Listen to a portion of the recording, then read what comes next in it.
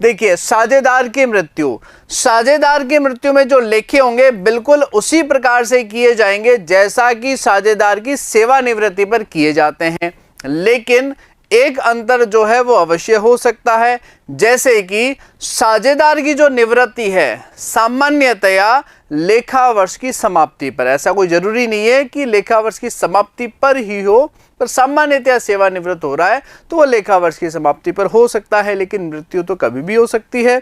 यानी कि जो करंट ईयर का जो प्रॉफिट है, जो करंट ईयर की पूंजी पर ब्याज है, जो आहरण पर ब्याज है, जो वेतन है, इस बात में इस समय विशेष का जो जरूर ध्यान रखा जाएगा कि वह कितनी अवधि तक साझेदार उस फर्म में रहा।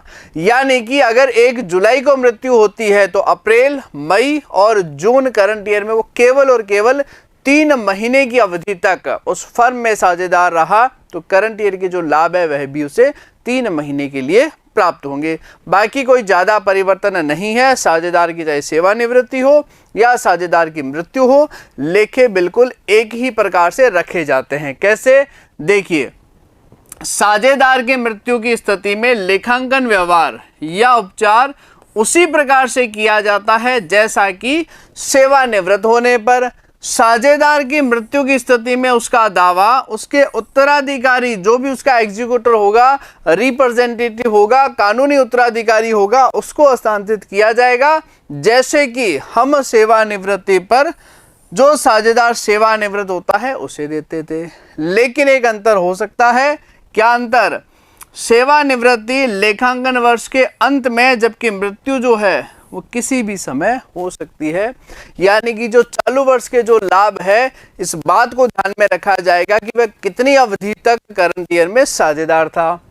इसलिए मृत्यु की स्थिति में उसके दावे में लाभ या हानि, पूंजी पर ब्याज, आहरण पर ब्याज, अंतिम तुलन पत्र की तिथि से उसकी मृत्यु तक समायोजित किया जाएगा जितनी अवधि तक वह साझेदार रहा। अब समस्या इस समय अंतराल के लाभ की गणना की है। कौन सा समय अंतराल? जो बैलेंस शीट बिल्कुल पूर्व की बैलेंस शीट दी गई है, मृत्यु की तिथि से पहले जो वित्तीय विवरण समाप्त होते हैं, अंतिम लेखे जो बनाए जाते हैं, उस तिथि से लेकर जिस तारीख तक मृत्यु होती है उस अवधि के लाभ और हानि। यह माना जाता है कि पुस्तकों को आगे ले जाने में परेशानी हो सकती है और मृत साझेदार के लाभ का भाग निकालने के लिए, प्रॉफिट कैलकुलेशन करने के लिए क्या करते हैं हम, अवधि के अंतिम खाते बनाए जाएंगे। लाभ की गणना पिछले वर्षों के आधार पर या क्रय के आधार पर की जा सकती है, या तो उस अवधि विशेष के, जैसे मान लीजिए कि भाई 30 जून को मृत्यु होती है तो अप्रैल, मई, जून 3 महीने के लिए अंतिम विवरण बनाया जाए, या फिर जो लास्ट ईयर का प्रॉफिट है उसे ही करंट ईयर का प्रॉफिट मानते हुए 3 महीने का लाभ ज्ञात कर लिया जाए। या एक ट्रेंड चल रहा है कि लगभग इतना प्रतिशत लाभों में वृद्धि हुई है, तो जो पिछले वर्ष के लाभ है उसी में उतना प्रतिशत वृद्धि जोड़ करके भी ले सकते हैं। विक्रय के आधार पर हो सकते हैं। कुछ वर्षों के लाभों का औसत जो है वो करंट ईयर का लाभ माना जा सकता है। कैसे? देखिए, बकुल, चंपक, दर्शन फर्म में साझेदार है और लाभ हानि विभाजन जो है 5-4-1 के अनुपात में करते हैं। 31 मार्च 2017 को समाप्त वर्ष के लिए जो लाभ है, जो प्रॉफिट है, वो कितना है? 1 लाख रुपए। 30 जून 2016 को चंपक की मृत्यु हो जाती है, यानी अप्रैल, मई, जून। देखिए, लाभ 1 लाख है पूरे वर्ष का, लेकिन इसकी मृत्यु 30 जून को ही हो जाती है। अप्रैल, मई, जून 3 ही महीने फर्म में रहने वाला है। बकुल और दर्शन फर्म के लाभों को बराबर बांटने का निर्णय करते हैं। 1 अप्रैल से 30 जून 16 तक की अवधि के लिए चंपक के लाभ में भाग की जो गणना है वो किस प्रकार की जाएगी? देखिए, कुल लाभ है 1 लाख वर्ष का। ये कितने महीने रहा? 3 महीने का, इसलिए 3/12 कर देंगे। और चंपक का हिस्सा कितना है? 4/10। यही इसका लाभ में हिस्सा होने वाला है। किस प्रकार? देखिए,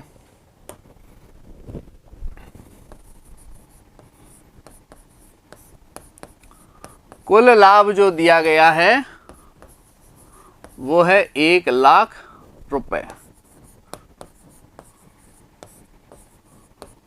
इसमें चंपक का जो हिस्सा आएगा वो आपका आएगा 1 लाख गुणा कितनी अवधि तक रहा, 3/12 गुणा 4/10, यानी कि 10,000 रुपए जो है वो चंपक का हिस्सा होने वाला है।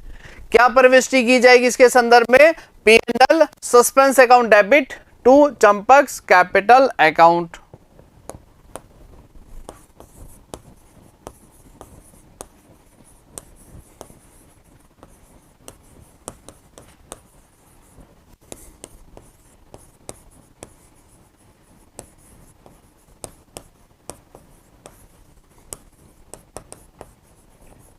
कितनी धनराशि, 10,000।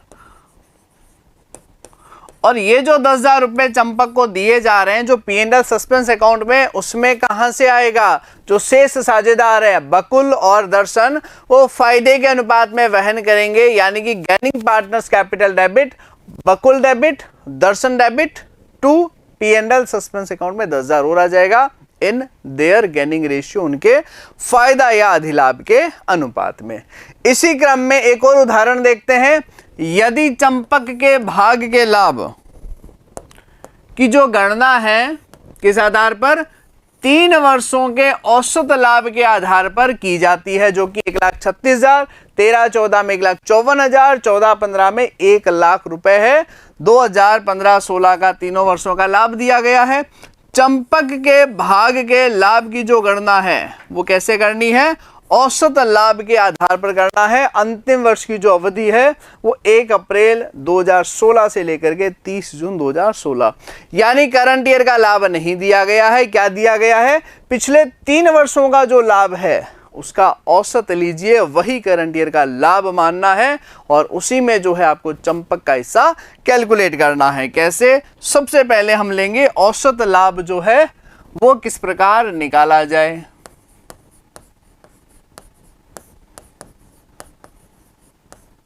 कैसे आएगा औसत लाभ, ये दिया गया 1,36, 1,54,000 और 1 लाख रुपए, 136, 154, 1,54,000 रुपए और 1 लाख रुपए, डिवाइड बाई क्या आ जाएगा 3, तो कितना आ जाएगा टोटल, 3,90,000 बटा 3, यानी कि 1,30,000 रुपए। और चंपक का हिस्सा कितना आएगा,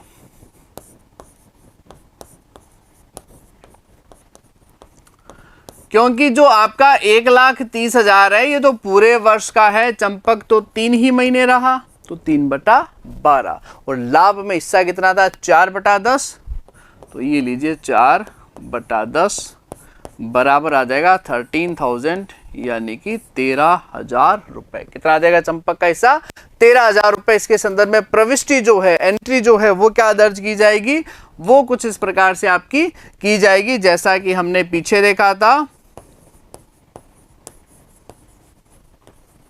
P&L सस्पेंस अकाउंट डेबिट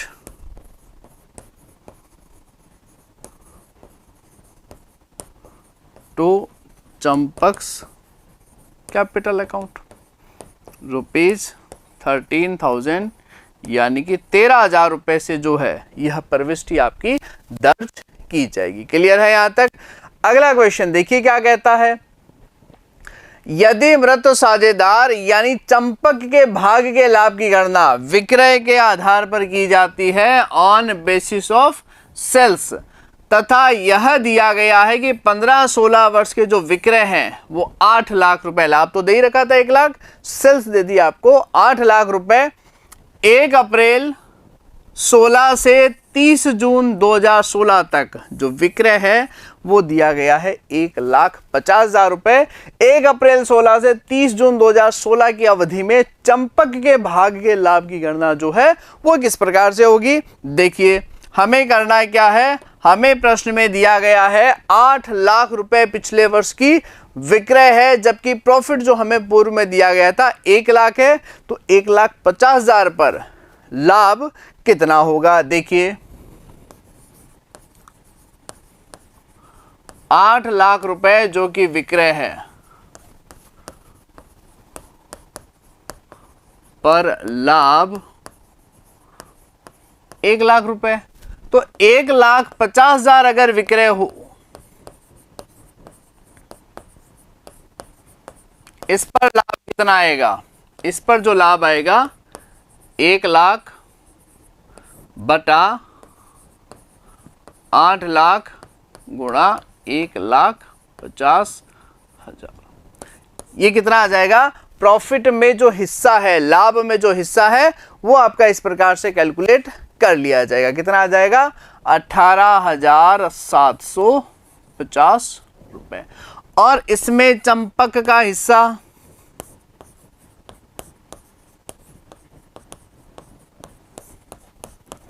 तो 18,750 गुणा 4/10, क्योंकि प्रॉफिट में जो हिस्सा है उसका 5:4:1 अनुपात था, यानी कि आ जाएगा 4/10, यानी कि 7,500 रुपए। प्रविष्टि क्या की जाएगी? बिल्कुल सेम वही प्रविष्टि है, P&L सस्पेंस अकाउंट डेबिट।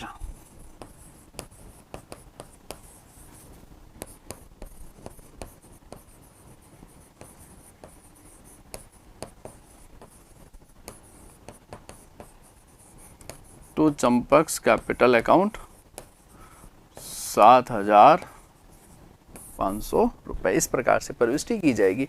तीनों ही जो मैंने उदाहरण दिए उनमें थोड़ा थोड़ा परिवर्तन किया है। उदाहरण फर्स्ट जो था उसके अंतर्गत आपको लाभ दिया गया था 1 लाख रुपए, वह 3 महीने के लिए रहता है, तो हमने निकाला 3/12, 4/10 जो कि उसका लाभ में हिस्सा था, यानी कि 10,000 रुपए प्रविष्टि कर देंगे। पॉइंट नंबर सेकंड में क्या था? आपको पिछले 3 वर्षों का लाभ दिया था, इनका औसत जो है 1,36, 1,54 और 1 लाख का जो एवरेज 1,30,000, इसी को लाभ मानते हुए गणना कीजिए। तो 1,30, 3/12, 4/10 ये आएगा 13,000 और यह प्रविष्टि दर्ज कर देंगे। और अगर मान लीजिए विक्रय आधार रहे तो 8 लाख रुपए सेल्स दी गई है, लाभ पूर्व में दिया गया है 1 लाख, तो 1,50,000 पर लाभ होगा 18,750। चंपक का जो हिस्सा है 4/10 7,500 और यह प्रविष्टि जो है दर्ज की जाएगी। और ये जो आपका P&L सस्पेंस अकाउंट है, इसके अंतर्गत राशि कहां से आएगी? Gaining partners capital to P&L suspense account, ये मैं भी आपको बताने वाला हूं। देखिए, मृत साझेदार के मध्य अवधि के लिए लाभ के भाग के लिए लेखा पुस्तकों में निम्न रोजनामचा प्रविष्टि अभिलेखित करेंगे। सबसे पहले तो जो लाभ में हिस्सा दिया जा रहा है, profit and loss suspense account debit to decreased partners capital account, जैसा कि अभी अपने ने दर्ज किया है यहां पर, जितना भी उसका लाभ में हिस्सा है। और ये जो P&L सस्पेंस अकाउंट है, profit and loss suspense account है, इसमें राशि कहां से आएगी? देखिए, तत्पश्चात लाभ व उच्चती खाते को लाभकारी साझेदारों के पूंजी खाते में उनके अधिलाभ अनुपात, उनके गैनिंग रेशियो में हस्तांतरित करके बंद किया जाएगा। प्रविष्टि हो जाएगा gaining partners capital account debit to P&L suspense account. ये प्रविष्टि वितरण की, प्रॉफिट की, और P&L सस्पेंस कहां चला जाएगा? गैनिंग पार्टनर्स कैपिटल, कौन से अनुपात में? उनके फायदे के अनुपात में। और इन दोनों प्रविष्टियों के स्थान पर, यानी P&L सस्पेंस डेबिट और यहां पर P&L सस्पेंस क्रेडिट नहीं करके एक प्रविष्टि भी कर सकते हैं, gaining partners capital debit to decreased partners capital account. किस प्रकार? ये देखिए, वैकल्पिक रूप से निम्नलिखित रोजनामचा प्रविष्टि की जा सकती है, gaining partners capital to decreased partners capital account, कौन से अनुपात में? अधिलाभ, या जिसको अपन कहते हैं फायदे का अनुपात या फायदा अनुपात, उसके अंतर्गत जो है हस्तांतरण किया जाएगा। क्लियर है यहां तक? चलें आगे। नेक्स्ट देखिए आप, उदाहरण संख्या 18 से इसको और स्पष्ट करते हैं। अनिल भानु चंदू फर्म में साझेदार है, लाभ विभाजन 5-3-2 है। 31 मार्च को तुलन पत्र दिया गया है, building machinery stock patent debtors और कैश। यहाँ क्रेडिटर्स रिजर्व और अनिल भानु और चंदू, ये आपको बैलेंस शीट दी गई है। आगे लिखा है 1 अक्टूबर 2017, यानी कि अप्रैल, मई, जून, जुलाई, अगस्त और सितंबर, यानी पूरे 6 महीने पश्चात क्या होती है?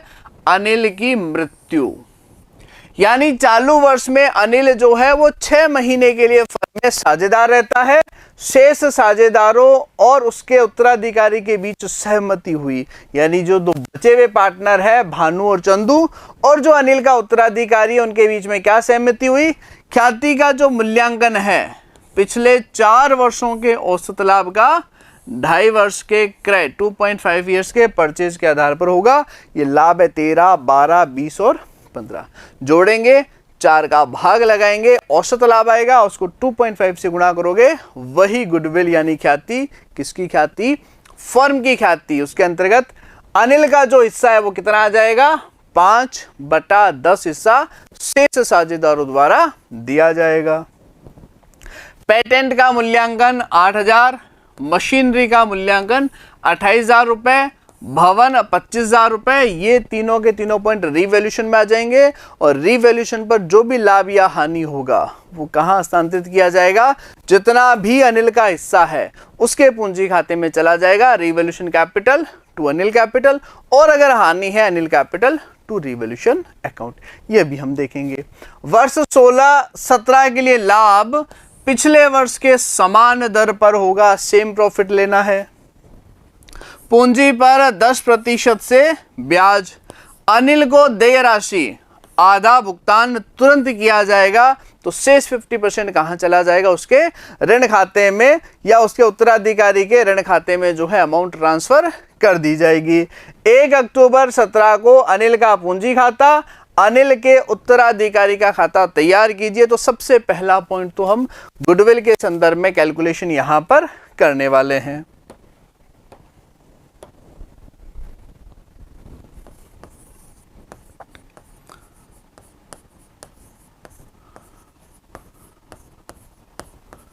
ख्याति की गणना और किस प्रकार से की जाएगी? औसत लाभ होगा 2.5 टाइम्स है, तो सबसे पहले औसत लाभ।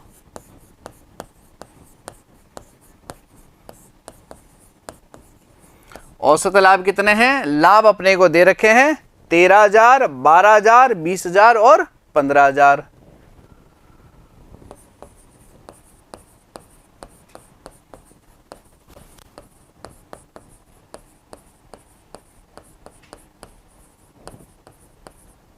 बटे में क्या जाएगा? 4। तो 13 और 12 25 और 15 40 और 20 60, भाग लगाएंगे 15,000 जो है आपका औसत लाभ आ जाएगा। एवरेज प्रॉफिट जो है वो कैलकुलेट हो जाएगा। अब क्या करना है? गुडविल जो है, ख्याति जो है, ये कितना है? इसका 15,000 का 2.5 यानी कि 37,500 रुपए। कितना आ जाएगा? 2.5 से गुणा करोगे 37,500। और इसके अंतर्गत अनिल का जो हिस्सा है वो कितना है? 5/10 हिस्सा जो है अपन निकाल लेंगे, यानी कि ख्याति में अनिल का हिस्सा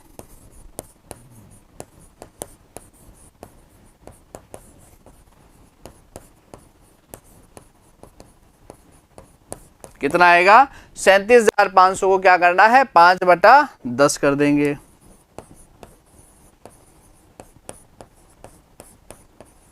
कितना आ जाएगा? बिल्कुल इसका 50% कर देंगे, 18,750। और प्रविष्टि क्या की जाएगी? प्रविष्टि जो की जाएगी इसके संदर्भ में वो होता है gaining partners capital account debit to retiring partners capital account. Gaining partner कौन है? ये आपके भानु और चंदू। तो Bhanu debit, Chandu debit to goodwill account. कितनी धनराशि से? 18,750 से। ये लीजिए। कौन कौन से साझेदार थे? 2 साझेदार थे। अनिल तो खुद हो रहा है रिटायर, फिर बचते हैं भानु और चंदू।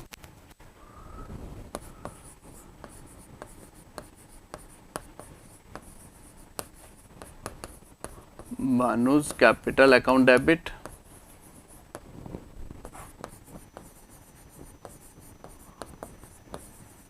चंदू का पूंजी खाता डेबिट टू अनिल।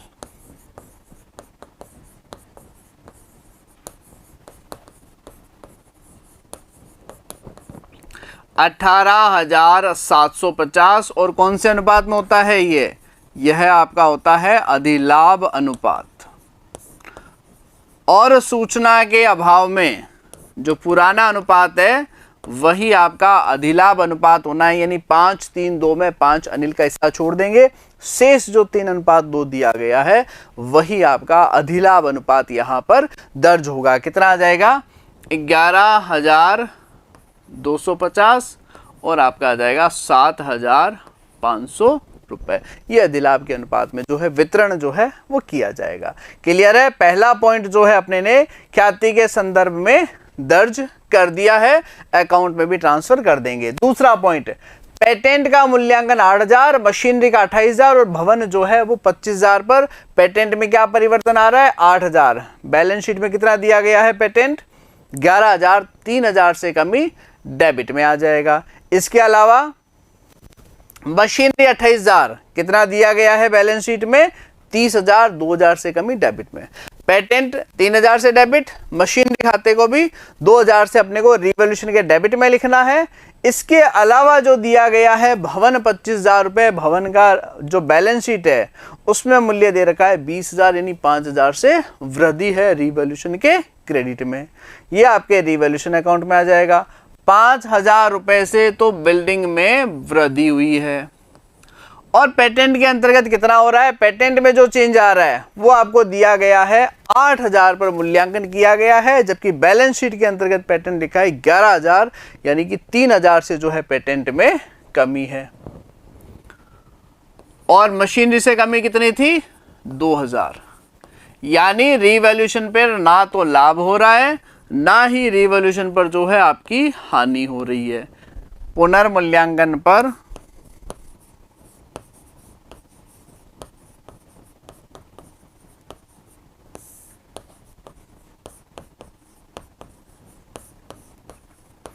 लाभ या हानि नहीं, किसी प्रकार का प्रॉफिट हो रहा है ना लॉस हो रहा है, तो साझेदारों में वितरण जो है वो नहीं किया जाएगा। अगला प्रश्न लिखा है, इसी के अंतर्गत पॉइंट लिखा है, वर्ष 16-17 के लिए जो लाभ है प्रॉफिट है वो पिछले वर्ष के समान होगा। पूंजी पर जो है आपको 10% से ब्याज की जो है गणना की जाएगी। तो पूंजी कितना दे रखा है अनिल का, ये लिखा है 30,000, 10% से कितना आ जाएगा 3,000। लेकिन कितनी अवधि तक रहा वो फर्म में 1 अक्टूबर, तो अपने 3/6/12 जो है अवश्य करेंगे। ये आपका आ जाएगा पूंजी पर ब्याज। नेक्स्ट पॉइंट,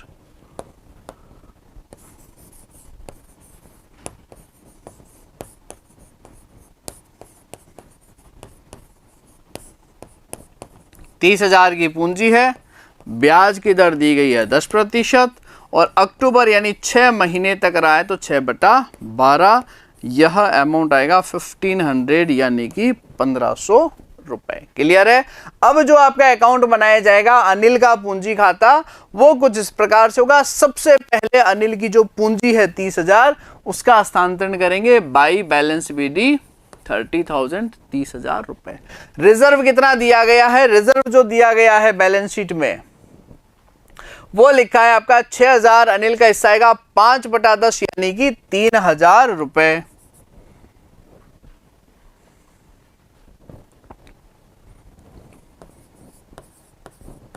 क्लियर है। किस प्रकार से है रिजर्व में हिस्सा, क्योंकि यह 5/10 हिस्से के लिए। अब जो गुडविल है उसके संदर्भ में हमने एंट्री की थी, क्या किया था, Bhanu debit, Chandu debit, to क्या आ जाएगा अपना जो साझेदार रिटायर हो रहा है यानी अनिल को क्या करना है क्रेडिट करना है, तो अनिल में क्या कर देंगे इन दोनों ही खातों को अपन क्रेडिट में दर्ज कर देंगे। 11,250 और आपका 7,500। क्लियर है। लाभ में जो हिस्सा है, प्रॉफिट में जो हिस्सा है वो आपका कितना दिया जाएगा, तो प्रॉफिट कितना दे रखा है पहले वर्ष का, यह देखिए लाभ जो आपको दिया गया है करंट ईयर का 15,000 है, 15,000 रुपए। इसी 15,000 को आधार मानते हुए हमें क्या करना है, लाभ की जो गणना है वो की जाएगी। यहीं पर लिख देते हैं लाभ में हिस्सा। तो माना कि प्रॉफिट जो है करंट ईयर का 15,000, ये 6 महीने रहे तो सीधा आ जाएगा 6/12, क्योंकि अक्टूबर को रिटायर हो रहे हैं। और इनका लाभ में जो हिस्सा है वो कितना है आपका 5/10 हिस्सा जो है वो आ जाएगा आपका 3750 रुपए।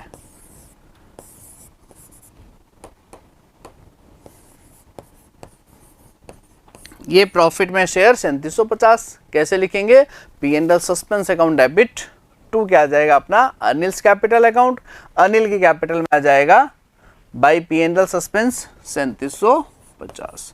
और पूंजी पर जो ब्याज था वो कितना दे रखा है 1500 यानी कि 1500 रुपए। इसका बैलेंस निकाल लिया जाएगा और कहाँ हस्तांतरण करेंगे, अनिल के उत्तराधिकारी के खाते में ट्रांसफर करेंगे, टू अनिल्स एग्जीक्यूटर्स में ट्रांसफर किया जाएगा। इनकी टोटल कर लेंगे, टोटल जो है वो कितना आएगा 30, 33, 11, 44, ये जो टोटल आ जाएगी आपकी आ जाएगी 57,057 रुपए। और यही आपका जो है बैलेंस आ जाएगा। अब देखिए अनिल के पूंजी खाते में उसके एग्जीक्यूटर को अपने ने डेबिट में लिखा है, तो एग्जीक्यूटर में क्या आ जाएगा, अनिल का जो खाता है वो क्रेडिट में दर्ज होगा विद अमाउंट ऑफ 57,057 रुपए से लिखा जाएगा। और क्या कहा गया है प्रश्न में, इसका आधा तुरंत भुगतान कर दिया तो 57,000 का आधा जो है अपन तुरंत भुगतान कर देंगे 28,500।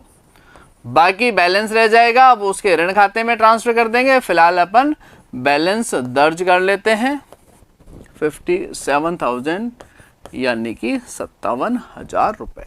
तो 3-4 प्रकार की राशियों की गणना हो सकता है, ख्याति, लाभ में हिस्सा, पुनर्मूल्यांकन पर लाभ हानि, पूंजी पर ब्याज, आहरण पर ब्याज, वेतन कितना है, ये सारा का सारा जो भी राशि उसे दी जा रही है कैपिटल के क्रेडिट में आ जाएगा। अगर आहरण है या आहरण पर ब्याज है तो डेबिट में लिख देंगे, शेष जो है दोनों पक्षों की टोटल का जो डिफरेंस आएगा वो यहाँ पर उसके उत्तराधिकारी के खाते में ट्रांसफर कर देंगे। पूरा भुगतान है तो टू कैश या बैंक, नहीं तो बैलेंस शीट रख देंगे, और ऋण का कहा जाए तो ऋण खाते में हस्तांतरण किया जाएगा। क्लियर है यहाँ तक। अगला क्वेश्चन देखिए क्या कहता है, बिल्कुल इसी पर आधारित है। 31 मार्च 17 को मोहित, सोहन, राहुल का तुलन पत्र बैलेंस शीट जो है नीचे दिया हुआ है, और लाभ हानि विभाजन कितना है 2:1 के अनुपात में लाभ व हानि का विभाजन करते हैं। Balance sheet goodwill, assets, stock, debtors, bank और रिजर्व कैपिटल और आपका क्रेडिटर्स जो है बैलेंस शीट दी गई है। आगे लिखा गया है 15 जून 16 को सोहन की मृत्यु, तो अप्रैल, मई और जून पूरा नहीं है, 15 जून को ही मृत्यु हो रही है, यानी 2.5 मंथ असेसमेंट ईयर शुरू होने के 2.5 महीने 2.5 महीने पश्चात जो है इनकी मृत्यु हो जाती है। साझेदारी विलेख के अनुसार उनके उत्तराधिकारी को पूंजी खाते का बैलेंस बिल्कुल दिया जाएगा। पिछले 4 वर्षों के औसत लाभ के 3 गुना के आधार पर ख्याति में हिस्सा, पिछले 4 वर्षों के औसत लाभ के आधार पर मृत्यु की तिथि तक के लाभ, जो भी 4 वर्षों का लाभ होगा उसका एवरेज लेंगे, वही चालू वर्ष का लाभ मानते हुए लाभ में हिस्सा। पूंजी पर जो है 12% की दर से ब्याज। इसके अलावा प्रॉफिट दिया गया है 31 मार्च 14, 15, 16 और 17 के संदर्भ में 15,000, 17,000, 19, 13। इनका एवरेज ले लेंगे 4 का भाग लगा के। आगे लिखा है सोहन के कानूनी उत्तराधिकारी को देय राशि का भुगतान किया गया। मोहित और राहुल ने सोहन के भाग को बराबर बांट लिया, यानी यही इनका गेनिंग रेशियो है, तथा वे साझेदार रहेंगे सोहन के उत्तराधिकारी को देय राशि बताइए। अब देखिए बराबर बांट लिया यानी फायदा अनुपात जो है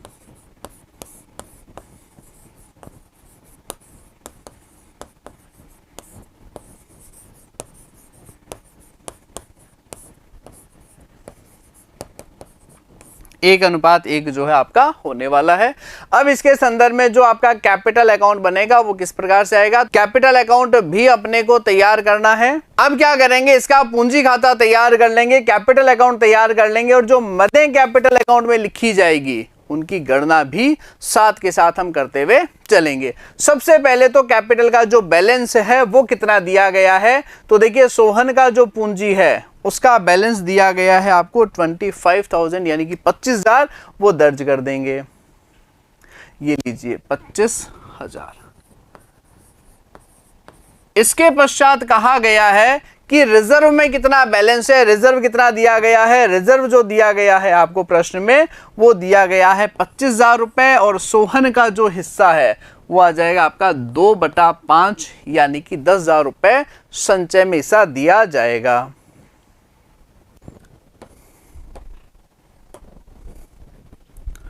पहला वर्किंग नोट, संचय में हिस्सा 25,000 था, इसका हम क्या करेंगे 2/5 करेंगे और यह आ जाएगा 10,000 रुपए, जो कि यहां पर कैपिटल अकाउंट में दर्ज कर दिया जाएगा। रिजर्व फंड 10,000 10,000 रुपए। इसके अलावा क्या पॉइंट दिया गया है, गुडविल यानी ख्याति के संदर्भ में पूंजी खाते का शेष हो गया ख्याति औसत लाभ के तिगुने के आधार पर। तो पहले तो हम औसत लाभ लेते हैं 15, 17, 19 और 13 का, फिर हम क्या करेंगे इसका तिगुना करेंगे जो कि अपनी गुडविल आ जाएगी।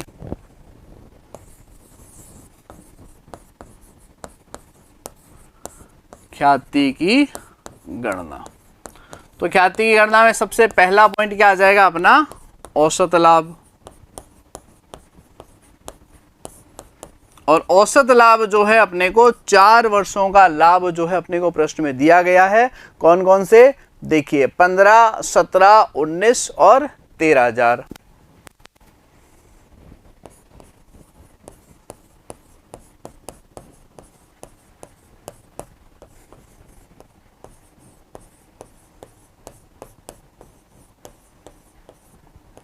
ये अपने को 4 वर्षों का एवरेज दिया है, जोड़ के 4 का भाग लगा देंगे। 15 और 17 32,000, 32 और 19 ये आ जाएगा 51, 51 और 13 आ जाएगा 64,000। 64,000 में जैसे ही आप 4 का भाग लगाओगे यह आपका आ जाएगा 16,000 रुपए औसत लाभ।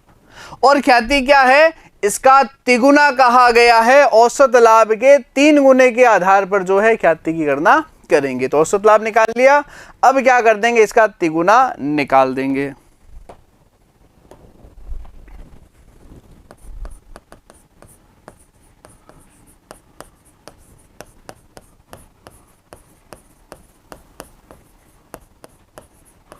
₹48,000। और जिस साझेदार की मृत्यु हो रही है उसका 48,000 में हिस्सा कितना है, तो यह देखिए आपको लाभ हानि विभाजन अनुपात दिया गया है। मोहित, सोहन, राहुल का सोहन का दिया गया है 2/5 हिस्सा, तो सोहन का हिस्सा निकाल लेते हैं।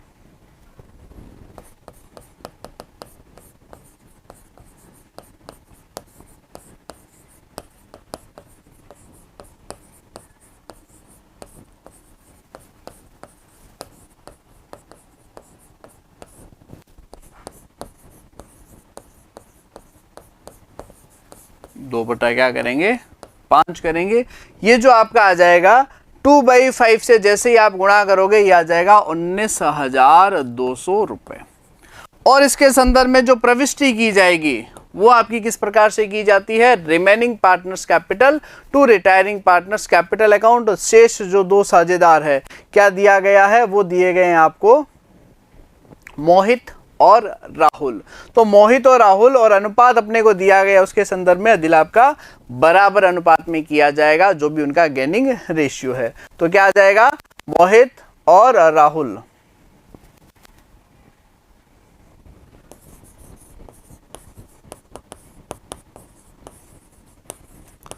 मोहित कैपिटल अकाउंट डेबिट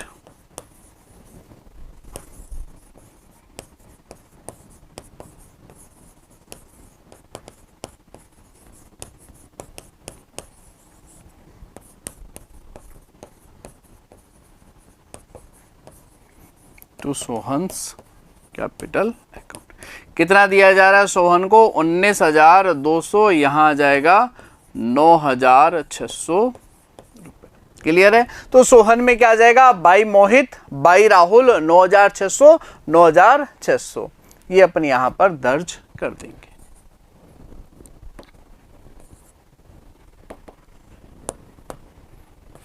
9,600 और 9,600। इसके पश्चात क्या करेंगे, लाभ और हानि में जो है इनका हिस्सा कितना रहेगा। लाभ के बारे में कहा है 4 वर्षों के औसत लाभ के आधार पर मृत्यु की तिथि तक लाभ में हिस्सा कितना आएगा। तो औसत लाभ हमने निकाल ही रखा था, उसी में हम क्या कर देंगे, उसका शेयर जो है वो कितना बन रहा है। यह वर्किंग नोट नंबर। लाभों में सोहन का हिस्सा, तो ये अपने को कहा गया है लाभ जो है 16,000 है, 16,000 रुपए जो है आपका औसत लाभ जो है दिया गया है। अब देखिए 16,000 रुपए तो पूरे वर्ष का है, लेकिन इनकी मृत्यु हो जाती है आफ्टर 2.5 मंथ, यानी कि 2.5/12 जो है वो अपने को अवश्य करना है। इसके अतिरिक्त इनका जो लाभ में हिस्सा है वो है 2/5 और यह राशि आ जाएगी आपकी 1,333 रुपए। कहाँ लिख देंगे, कैपिटल के क्रेडिट पक्ष में बाई P&L सस्पेंस 1,333 रुपए। इसके अलावा क्या पॉइंट दिया गया है, इसके बाद में लिखा है पूंजी पर 12% से ब्याज। पूंजी जो है कितनी दे रखी है, 25,000 रुपए पर 12% से 2.5 मंथ का पूंजी पर ब्याज निकाल लेंगे। ये आपका अगला पॉइंट आ जाएगा, पूंजी पर ब्याज।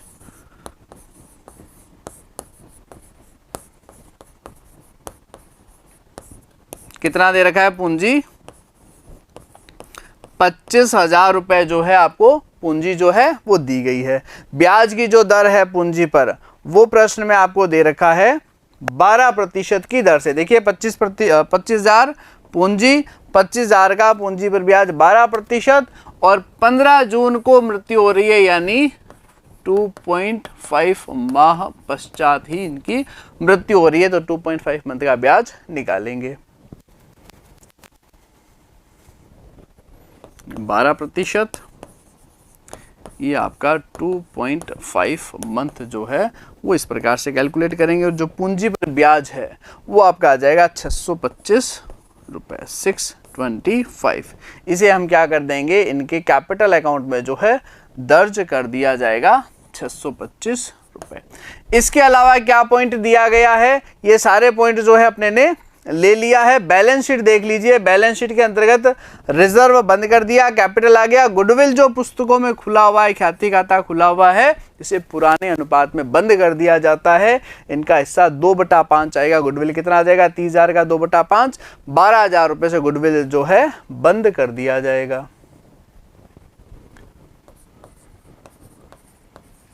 पुस्तकों में जो ख्याति खाता खुला हुआ है उसे पुराने अनुपात में बंद किया जाता है। पॉइंट नंबर 5 आ जाएगा, पुस्तकों में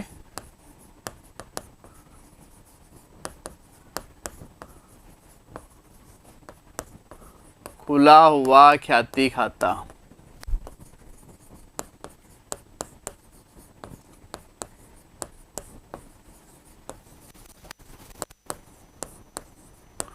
पुराने अनुपात में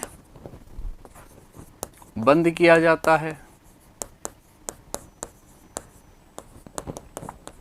यानी कि पार्टनर्स कैपिटल अकाउंट डेबिट